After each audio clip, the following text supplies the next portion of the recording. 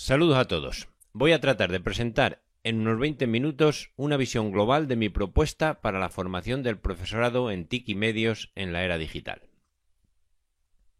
A lo largo de la historia se han venido utilizando distintas tecnologías e instrumentos para transmitir información, para enseñar y para aprender, desde las tablillas sumerias 3000 años a.C. hasta las representaciones tridimensionales en la actualidad.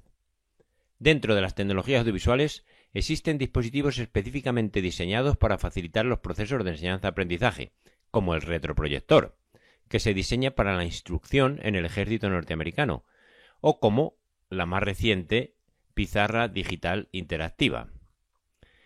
Instrumentos ambos que, a diferencia de un vídeo u ordenador, no suelen encontrarse en ninguno de nuestros hogares. Entre estos dos recursos didácticos, en la segunda mitad del pasado siglo asistimos a un rápido desarrollo de las tecnologías audiovisuales.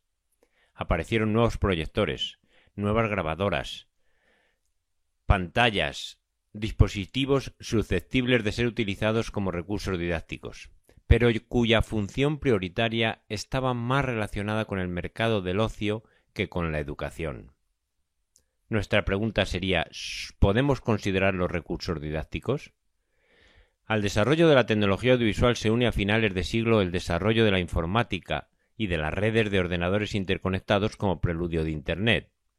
La digitalización facilitará la integración de medios audiovisuales, informáticos y telemáticos y la convergencia de lenguajes, verbal, imagen, sonido, vídeo, en lo que podríamos denominar nuevas tecnologías multimedia. La digitalización marca un antes y un después en el desarrollo de las tecnologías de la información y la comunicación. Pero la educación en la era digital no solo va a verse afectada por disponer de nuevas tecnologías que podamos utilizar como recursos didácticos. El fenómeno de la digitalización modifica sustancialmente tanto los textos como los contextos de la alfabetización, modifica las funciones del profesorado y alumnado, las competencias básicas necesarias para el ciudadano medio y el modo de adquirirlas.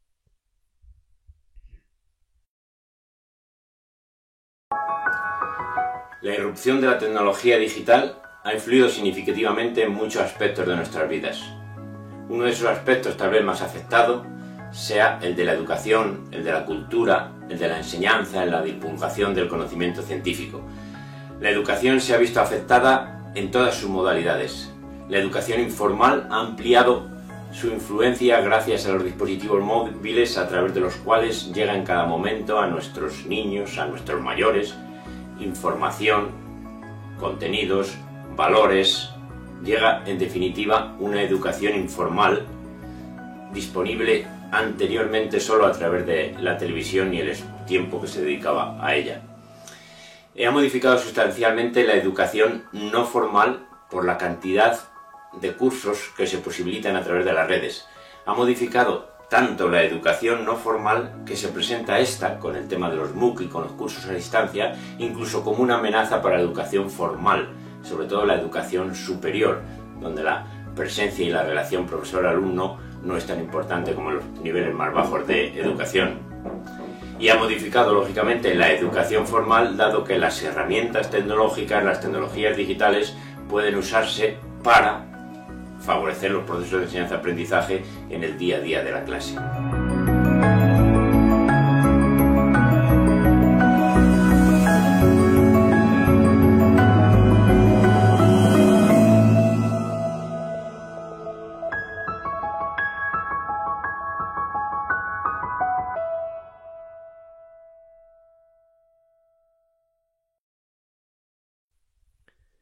La integración curricular de las TIC y los medios como recursos didácticos supone aprender y enseñar con la utilización de distintos lenguajes, formatos, soportes y dispositivos en contextos diversos que no se reducen al aula tradicional.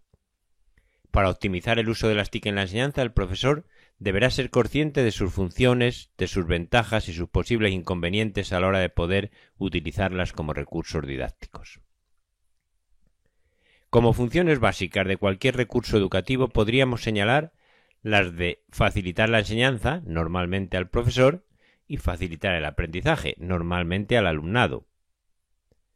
La eficacia de un recurso en los procesos de enseñanza-aprendizaje depende, sobre todo, de su capacidad de representar y presentar la información o los contenidos objeto de estudio. por lo que distinguimos otra función básica, la de representar y presentar mundos reales y virtuales. Muchas son las ventajas que el discurso tecnológico dominante atribuye a los nuevos medios como recursos didácticos: motivación, interactividad, fácil acceso a la información. Yo voy a referirme a las que considero más relevantes y menos discutibles desde el punto de vista didáctico. Las TIC facilitan el tratamiento, la presentación y la comprensión de ciertos tipos de información, como los ejemplos que aquí tenemos de la circulación de la sangre o de los giros y ángulos en geometría. Una adecuada representación de estas realidades favorece sin duda su comprensión. Hay, además, realidades que no podemos percibir si no es a través de representaciones. El uso de los medios nos permite estudiar representaciones de otros mundos no fácilmente accesibles con nuestro sistema sensorial, como pueden ser realidades macroscópicas o microscópicas, o movimientos demasiado rápidos o demasiado lentos. Cuando hablamos de recursos didácticos, nos imaginamos en el entorno escolar, pero debemos tener en cuenta que las TIC suelen utilizarse como recursos para el aprendizaje también fuera del aula.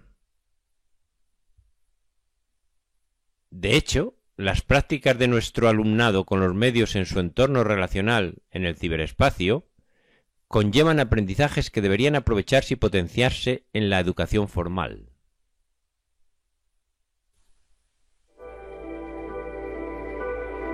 Según Jenkins, la mayor parte de los jóvenes son ya partícipes de esta cultura digital de 4 formas básicas: afiliaciones o pertenencia a comunidades virtuales o redes sociales, creaciones o productos digitales resultado de la libre expresión o de la manipulación o mezcla de otros ya existentes, mashup, fanzines, etc. Resolución de problemas de forma colaborativa en equipos más o menos formales que trabajan conjuntamente en la construcción del conocimiento, como puede ser el caso de la Wikipedia. Puesta en circulación nuevos contenidos en blogs, podcasting, YouTube y la creación de nuevos canales. En esta convergencia de educación formal, no formal e informal, mención especial merecen los REA, o recursos educativos abiertos, y la posibilidad que Internet nos ofrece de seleccionar, elaborar, valorar, evaluar, compartir recursos en lo que Jenkins denomina la cultura de la participación, y en la que habitualmente se mueven nuestros alumnos fuera de los entornos académicos. Sobre las desventajas encontramos menos literatura, y entre las que suelen citarse yo destacaría la sobreabundancia de información, con lo que resulta difícil seleccionar la de mayor calidad y pertinencia en cada caso, y por otra parte, el problema que supone el que el alumnado, por su experiencia previa con los medios, tienda a asociarlos con el entretenimiento y no con el aprendizaje, lo que en muchos casos, al percibir el medio como fácil, hace que no se preste tanta atención ni se invierta esfuerzo en comprender y aprender los contenidos que se presentan en formato audiovisual. Por otra parte, medios como el ordenador, la tablet o el móvil, al tener sistemas operativos multitarea, sirven en muchos casos de distractores e impiden la concentración en la tarea de aprender. Estas nuevas funciones, ventajas y desventajas de las TIC como recursos didácticos condicionan también las funciones del profesorado, que ya no tiene por qué ser el encargado de facilitar la información. Eso lo puede hacer un robot. No lo hacen ya los robots de los buscadores. ¿El robot puede comportarse como una persona? Evidentemente no. ¿Y la persona, el docente, puede comportarse como un robot? Si el profesor se limita a transmitir información, está en desventaja con respecto a la máquina. Las funciones del profesorado en la era digital se centrarían más en facilitar el aprendizaje que en facilitar la información. Para una adecuada integración curricular de las TIC como recursos didácticos, es imprescindible conocer sus funciones, ventajas e inconvenientes. Por lo tanto, es también necesario que la formación del profesorado vaya más allá de los conocimientos tecnológicos e instrumentales que permiten el manejo de dispositivos y programas. Es necesario que el profesor entienda cuándo y cuándo no le convendría utilizar un medio u otro. Su formación como docente incluye una dimensión tecnológica y otra más propiamente didáctica que podemos ver en este gráfico.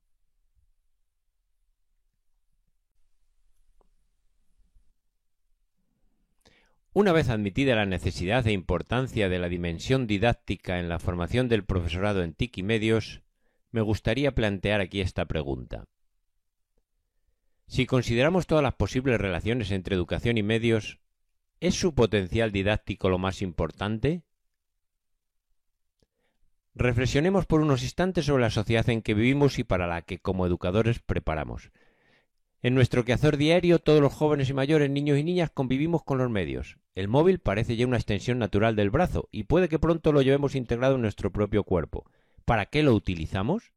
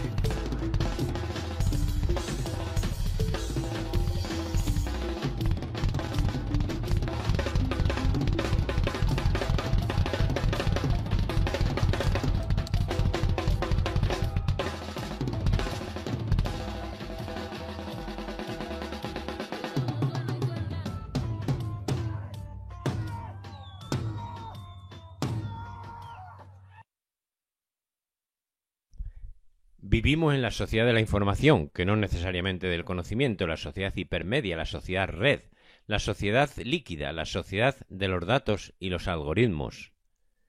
Vivimos en la era digital, de Internet, la era de la globalización, la era de la convergencia, la era de la posverdad, la era de la inteligencia artificial. Estamos hipertecnologizados, hiperconectados, vigilados y controlados, infosicados y saturados, permanentemente comunicados y disponibles. Podríamos dedicar horas a comentar las implicaciones educativas de cada uno de estos aspectos. Repito la pregunta. Si desde el mundo de la educación miramos las posibles relaciones entre TIC y los medios y la educación, ¿es su utilización como recursos didácticos lo más importante? ¿Lo más preocupante? En nuestra formación como educadores y no solo como enseñantes, ha llegado el momento de centrarnos más en la educación mediática que en la tecnología educativa. La integración curricular de las TIC y los medios debe contemplar no solo al enseñar y aprender con nuevas tecnologías, sino el estudiar sobre o acerca de la influencia de los nuevos medios en nuestras vidas. La formación del profesorado en TIC y medios incluirá su capacitación docente, como ya hemos apuntado, pero en la medida en que también somos educadores y ciudadanos de nuestro tiempo hay que incluir una dimensión más educativa en sentido amplio y una alfabetización digital y mediática que en absoluto podemos dar por supuesta ni en el alumnado ni en el profesorado. Estas tres dimensiones serían básicas en cualquier profesor. Dicho de otro modo, en lo referido a la tecnología digital debemos formar a la persona como docente, al docente como educador y al educador como persona y ciudadano del siglo XXI. Esta formación básica en TIC y medios para cualquier persona y con más motivo para los profesionales de la educación comprendería el desarrollo de las competencias mediática y digital, algo todavía ausente en nuestros planes de estudio y de formación docente. El desarrollo de las competencias mediática y digital comprende no solo una serie de destrezas o contenidos instrumentales centrados en el manejo de programas y dispositivos, sino también una serie de contenidos que llamaremos críticos reflexivos y que resumimos en los siguientes aspectos clave. Todos distinguimos entre una imagen y la realidad que representa. Los famosos cuadros de Magritte, recordándonos que lo que nos muestra no es una manzana o una pipa, sino su propia interpretación de esos objetos, pueden sernos de gran ayuda para entender la relación entre la representación y lo representado. Independientemente de su mayor o menor grado de iconicidad o de abstracción, una imagen no es y no puede ser nunca la realidad, aunque sea una imagen con un gran grado de iconicidad.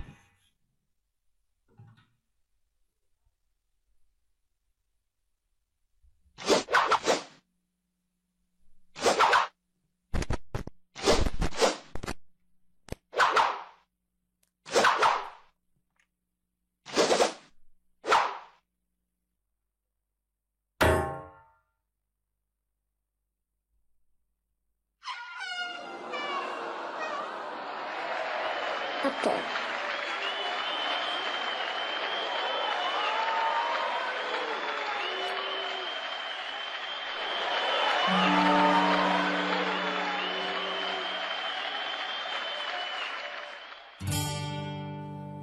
It's the fall. The unfallen apples hold their brightness a little longer into the blue air. La realidad manzana puede representarte con una palabra, puede representarse en cualquier idioma, puede representarse con un dibujo, una fotografía, un holograma, pero nada de eso es una manzana que podamos comer, que podamos oler. Las representaciones mediáticas han de seleccionar necesariamente una parte de la realidad, es decir, encuadrar la realidad. En esta foto publicada en El País vemos el lanzamiento de una granada en un conflicto bélico. Bueno, en realidad en la foto publicada podemos ver algo más que el lanzamiento de una granada. En este caso, el fotógrafo nos muestra cómo los medios construyen su propia realidad. El primer encuadre era mi propia selección de parte de la foto. ¿Somos conscientes de confundir la imagen, la representación con la realidad? ¿Qué parte de realidad televisada y realidad construida hay, por ejemplo, en los reality shows? ¿Y en las retransmisiones deportivas? ¿En los informativos?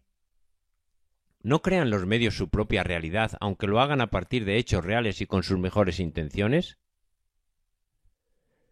Sí, los medios crean siempre su propia realidad. Y pueden hacerlo con profesionalidad, ética y responsabilidad, con la intención de representar lo más fielmente posible los hechos que nos ofrecen. Pero también pueden hacerlo de acuerdo a unos intereses comerciales e ideológicos determinados. Los sesgos periodísticos de siempre dan paso en la era de la posverdad y de la inteligencia artificial a las fake news, deepfakes o clickbaits, de los que tanto se habla ahora. Esas noticias más o menos falsas, esas representaciones que nos ofrecen los medios, van conformando la imagen y la idea que tenemos del mundo. Van encuadrando nuestra percepción de la realidad y conformando así nuestra ideología. Los medios se convierten en importantes agentes de educación informal. Otro aspecto clave de la educación mediática, algo de lo que todos deberíamos ser conscientes, es el papel de las audiencias, usuarios o prosumers. En los medios de masas como la televisión, preocupa más el número de espectadores que sus posibles necesidades e intereses, porque es el número, la cantidad de espectadores, lo que los medios venden a los anunciantes que pagan por los programas. Con los nuevos medios y el tratamiento del Big Data, nos convertimos en un producto ya más elaborado que tanto la televisión como las redes sociales, los buscadores, etc., venden a distintas empresas e incluso gobiernos que tratan de mejorar sus ventas o crear estados de opinión. Pagamos con nuestros datos los servicios supuestamente gratuitos. Para finalizar este breve recorrido por los aspectos críticos reflexivos de la educación mediática, me gustaría señalar dos principios o estrategias básicas para el desarrollo de las competencias digital y mediática en la enseñanza obligatoria y en la formación del profesorado. En primer lugar, priorizar competencias y contenidos críticos basados en la reflexión sobre los técnicos o instrumentales basados en el manejo. Estos últimos pueden adquirirse fácilmente sin necesidad de utilizar el tiempo y espacio de la educación formal. Por otra parte, en la sociedad 2.0 no podemos limitarnos a educar para la recepción crítica y consumo de productos mediáticos. El desarrollo de la creatividad y la libre expresión debe llevar al alumnado a participar activa y responsablemente en las redes sociales, a formar parte de la ciudadanía crítica en la cultura de la participación. Lo que hasta aquí hemos dicho serían las competencias digital y mediática de cualquier docente de cualquier nivel o materia. Capítulo aparte merecen los profesores de tecnologías, comunicación y audiovisuales, y los formadores de los formadores, que trabajan normalmente en universidades y centros de formación del profesorado. Estos últimos comprenderían los círculos 4 y 5.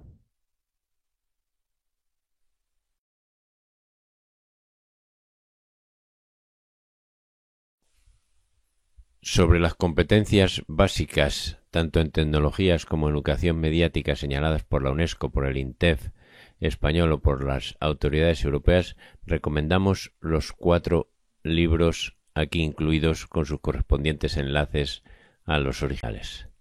Añadimos además una ampliación de este esquema en la revista universitaria de formación del profesorado. Muchas gracias.